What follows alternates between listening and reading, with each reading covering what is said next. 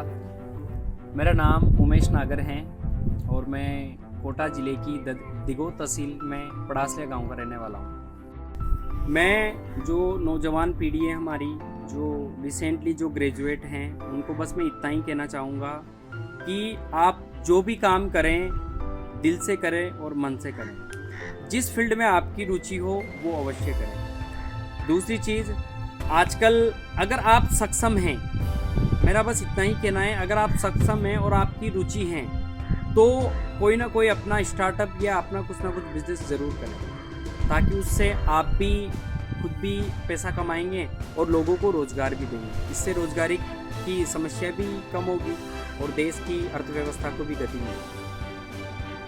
सुनो किसी शायर ने ये कहा बहुत खूब, मना करे दुनिया लेकिन मेरे महबूब आ ही जाता है दिल जिस पे आना होता है, प्यार दीवाना होता है मस्ताना होता है, प्यार दीवाना होता है मस्ताना होता है, हर खुशी से हर गम से बेगाना होता है। देखिए, एक प्रश्न आया था कि सबसे मूल्यवान आपके लिए जीवन में क्या है, काम, अनुभव या शिक्षा।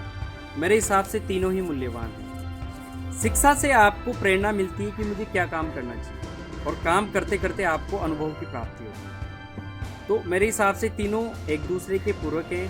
आप जब शिक्षा प्राप्त करोगे तब आपको पता लगेगा कि मुझे क्या काम करना चाहिए और किस फील्ड में जाना चाहिए, और काम करते करते आपको अनुभव होगा उस काम का, ताकि आप दूसरों के लिए प्रेरणा दे सको, उनके लिए प्रेरणा स्रोत बन सको। नमस्कार, मेरा नाम उमेश नागर है और मैं कोटा ज़िले की दिगो तहसील में पड़ासलिया गांव का रहने वाला हूँ। गांव में ही बचपन बीता मेरा। पिताजी खेती करते हैं, गांव में ज़मीन है और गांव में पिताजी खेती करते हैं। मैं बचपन से गांव में ही पढ़ा।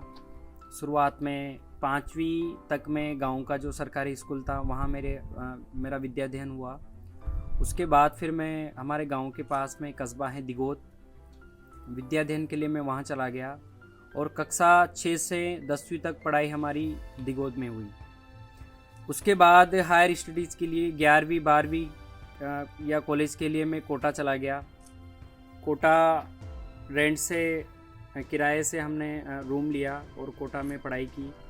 11वीं में मैंने साइंस मैथ्स है वो सब्जेक्ट लिया, और 11वीं 12वीं करने के बाद इंजीनियरिंग में रुचि थी।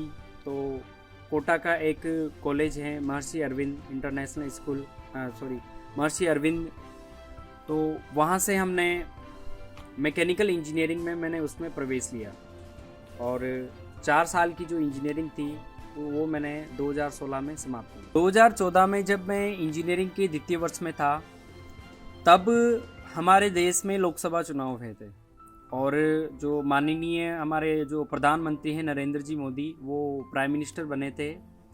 तो उन्होंने प्रधानमंत्री बनते ही एक कैंपेन चलाया था, स्टार्टअप इंडिया स्टार्टअप इंडिया। उस कैंपेन का अर्थ ये था कि जो भी छात्र हैं अपनी स्टडी ख़त्म करने के बाद अपना स्वयं का बिजनेस या स्टार्टअप शुरू करें और लोगों को रोज़गार दें। आपको पता है कि सरकार ने कहा था कि हम 2 करोड़ नौकरियां पैदा करेंगे। देखिए, मैं ये नहीं कह रहा कि सरकार ने जो जो भी उन्होंने बोला कि हम नौकरियां पैदा करेंगे, वो करेंगे नहीं करेंगे वो बात की बात है, लेकिन हमें किसी भी सरकार या राज्य सरकार या केंद्र सरकार पर निर्भर नहीं रहना चाहिए। हमें खुद के रास्ते खुद बनाने चाहिए।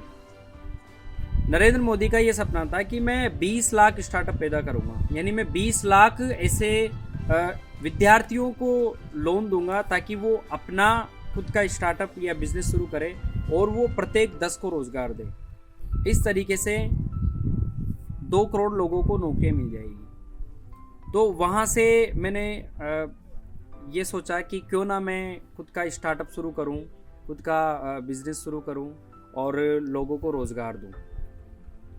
तो 2014 में जब मैं इंजीनियरिंग के द्वितीय वर्ष में था तो मैंने सोचा कि क्यों ना अपन भी खुद का बिज़नेस शुरू करें। तो मैं आइडिया ढूंढने लग गया। मैकेनिकल इंजीनियरिंग का छात्र था, तो मैकेनिकल से जुड़े हुए काफ़ी प्रोजेक्ट मैंने देखे, लेकिन उनमें इन्वेस्टमेंट काफ़ी ज़्यादा था। मुझे ऐसा लगा कि ये प्रोजेक्ट अपन नहीं कर सकते। तो इस प्रकार मैं अपने आइडिया ढूंढता रहा, काम करता रहा। एक दिन मैं छुट्टियों में गांव आया तो एक सॉइल रिपोर्ट पड़ी हुई थी। हमारे गांव के पास में एक फैक्ट्री है यूरिया खाद बनाने की, Chambal fertiliser and chemical limited. तो उस कंपनी की एक सॉइल रिपोर्ट पड़ी हुई थी घर पे। तो मैंने दादाजी से पूछा कि ये किस चीज़ की रिपोर्ट है। उन्होंने कहा कि चंबल के इंजीनियर्स हमारे गांव में आए थे और उन्होंने मिट्टी का इंस्पेक्शन किया था और उन्होंने ये रिजल्ट निकाला कि आपके गांव की मिट्टी को 20 किलो यूरिया की ज़रूरत है, लेकिन हम लोग इसमें 50 किलो तक इसमें यूरिया डालते हैं। तो ज़मीन इतनी ख़राब हो चुकी है अत्यधिक रसायन के इस्तेमाल से। तो मैंने उनसे पूछा कि हम कंपोस्ट खाद का यूज़ क्यों नहीं करते। उन्होंने कहा कि इतनी बड़ी मात्रा में कंपोस्ट खाद कहाँ से लाएं। तो वहाँ से मुझे आइडिया आया, क्यों ना मैं कंपोस्ट खाद बनाने का प्लांट लगाऊं या कुछ ऐसा करूं जिससे लोगों को सस्ती और अच्छी खाद उपलब्ध हो। तो मैंने कंपोस्ट खाद के ऊपर रिसर्च करना शुरू किया। कंपोस्ट खाद हम काफ़ी प्रकार से बना सकते हैं। एनारोबिक बायोडाइजेस्टर से हम बना सकते हैं, बायोगैस प्लांट से हम खाद मिल सकती है हमें, वर्मी कंपोस्ट या केंचुए के द्वारा हम खाद बना सकते हैं, नाडेप विधि से हम खाद बना सकते हैं। तो इस प्रकार मुझे फाइनली एक आइडिया मिला कि वर्मी कंपोस्ट हैं उसे हम आसानी से और कम इन्वेस्टमेंट में हम उससे अच्छी खाद तैयार कर सकते हैं। तो फिर मैंने अपना प्रोजेक्ट तैयार किया और घर वालों को बताया, उस पर रिसर्च किया। कुछ जो मेरे 1-2-4 मिलने वाले जो कृषि अधिकारी थे, मैंने उनको प्रोजेक्ट बताया। उन्होंने कहा ठीक है, अच्छा प्रोजेक्ट है और आप इस पे काम करो, और इस पे सफलता का रेशियो पूरा 100% सफलता का रेशियो है। प्रोजेक्ट 2012 में मेरी इंजीनियरिंग 2012 में मैंने अपनी इंजीनियरिंग शुरू की और 2016 में मैं कॉलेज से पास आउट हो चुका था। तो मुझे एक आइडिया मिल चुका था कि हमें वर्मी कंपोस्ट के क्षेत्र में ही काम करना है। तो 2016 में इंजीनियरिंग के पास आउट होने के बाद मैंने 3-4 महीने इस पर रिसर्च किया। जहाँ जहाँ इसकी यूनिट्स थी मैं वहाँ गया, उन लोगों से मिला, वर्मी कंपोस्ट कैसे बनती है, रॉ मटेरियल कैसे आता है। उसके बाद जो कुछ हमारे कृषि अधिकारी थे मैं उनसे मिला। मैंने उनसे पूछा कि क्या मैं इसको कमर्शियल व्यावसायिक तरीके से कर सकता हूँ। तो इस प्रकार सारी प्रोजेक्ट रिपोर्ट तैयार करने के बाद, सारी जानकारियाँ जुटा लेने के बाद मैंने 2017 की शुरुआत में इस प्रोजेक्ट की स्थापना की और रुद्र एग्रो बायोटेक इंडस्ट्रीज़ नाम से मैंने मेरी कंपनी की स्थापना की। और आप ये देख रहे हैं मेरे पीछे वर्मी कंपोस्ट का ये मैंने प्लांट लगाया। शुरुआत में मैंने छोटे से शुरुआत की। वर्मी कंपोस्ट कॉकपीट या वर्मी बेड में बनता है। तो शुरुआत में लगभग मैंने 20 बेड लगाए। फिर मुझे लगा कि अपना प्रोजेक्ट अच्छा चल रहा है, उसके बाद फिर मैंने 10 बेड और लाया। इस प्रकार करते करते लगभग मैंने 60 से 70 बेड का मेरा वर्मी कंपोस्ट का प्लांट है और लगभग 1 लाख किलो इस प्लांट की कैपेसिटी है वर्मी कंपोस्ट बनाने की। अब वर्मी कंपोस्ट कैसे बनती है, इसको हम खेत में कैसे प्रयोग कर सकते हैं, आज की ये कैसे ज़रूरत है, ये इन सब के बारे में आपको बताऊंगा। देखिए, आपको पता होगा हमारे देश में 1966 में हरित क्रांति आई थी। पहले हम सिर्फ गो आधारित जैविक खेती करते थे, यानी हर घर में एक पशुधन होता था। गाय के गोबर को हम खेतों में डालते थे, दूध को हम या तो डेयरी पे दे देते थे, उससे जो पैसा आता था उससे गाय के लिए खलचूरी आती थी और घर पे खाने के लिए हमारे घी दूध सब हो जाता था। और गोबर का प्रयोग हम खेतों में करते थे जिससे हमारी फसलें अच्छी होती थी। लेकिन हरित क्रांति आने के बाद हमने यूरिया, डीएपी और भी रासायनिक दवाइयों का, कीटनाशकों का प्रयोग करना शुरू कर दिया और आज परिस्थिति ये है कि हमारी ज़मीनें बंजर होने की ओर अग्रसर हैं। तो इन्हीं चीज़ों को ध्यान में रखते हुए मैंने जैविक खेती को अपना मेन मोटो बनाया कि लोगों को ज़्यादा नहीं, कम से कम 2 बीघे 3 बीघे में जैविक खेती करनी चाहिए और अपने परिवार के लिए जैविक गेहूँ और जैविक सब्जियां करनी चाहिए। तो मैं आपको सनातन धर्म में वैदिक पद्धति में जो जैविक खेती होती है उसके बारे में मैं आपको यहाँ पे पूरी जानकारी दूंगा। खेती हम कैसे करते हैं। जैसे हम किसी भी एक फसल की बात करें या गेहूं की फसल की बात करें, सबसे उपयोगी फसल है और गेहूं को प्रयोग हम खाने के लिए भी प्रयोग करते हैं। गेहूं की फसल में सबसे पहले हम अपना जो वर्मी कंपोस्ट है वो 1 एकड़ में 2 टन वर्मी कंपोस्ट गेहूं जो फर्टिलाइज़र है, जो वर्मी कंपोस्ट, उसको गेहूं खेत में फेंक देंगे। उसके बाद गेहूं की हम बुआई कर देंगे। उसके बाद जब गेहूं थोड़ा बड़ा हो जाएगा, 25 दिन का हो जाएगा, तब हम उसमें जीवामृत का छिड़काव कर देंगे या सिंचाई के जल के साथ जीवामृत को छोड़ देंगे। जीवामृत कैसे बनता है मैं आपको थोड़ा सा बता दूं। 200 लीटर पानी का हम ड्रम लेंगे, उसमें 20 लीटर गौमूत्र, 20 किलो देसी गाय का गोबर, 2 लीटर गन्ने का रस, 2 किलो बेसन और 2 किलो गुड़ और थोड़ी सी पीपल के पेड़ के नीचे की मिट्टी। पीपल के पेड़ के नीचे की मिट्टी हम इसलिए लेते हैं क्योंकि हमारे सनातन धर्म में पीपल के पेड़ का काफ़ी अच्छा महत्व बताया गया है। भगवान श्री कृष्ण ने गीता में कहा था, सर्वे वृक्षानाम अहम पीपलम, सभी वृक्षों में मैं पीपल हूँ। इसलिए हम पीपल के पेड़ के नीचे की एक मुट्ठी मिट्टी लेते हैं सकारात्मक ऊर्जा के लिए, और उस ड्रम में इन सबको डाल के उनको क्लॉकवाइज घड़ी की सुई की दिशा में सुबह शाम हिलाएंगे भगवान का नाम लेके, और उसको ढक के रख देंगे। 7 दिन में हमारा जीवामृत तैयार हो जाएगा और उसको हम सिंचाई के जल के साथ खेत में छोड़ देंगे। जीवामृत क्या करता है, जीवामृत जो हमारे खेत का जो जीवाश्म है उनको पैदा करने का या उनको बचाने का काम करता है। इस प्रकार हमने खेत में जीवामृत छोड़ दिया। फिर उसके बाद जब गेहूं में इल्लियाँ लगती है या कीट लगते हैं, तब हम उसमें जो ब्रह्मास्त्र जो मैंने आपको अग्नियास्त्र जो मैंने अभी आपको विधि बताई थी, उसका हम छिड़काव करेंगे। तो इससे हमारी जो इल्लियाँ हैं या कीट हैं वो इससे ख़त्म हो जाएगा।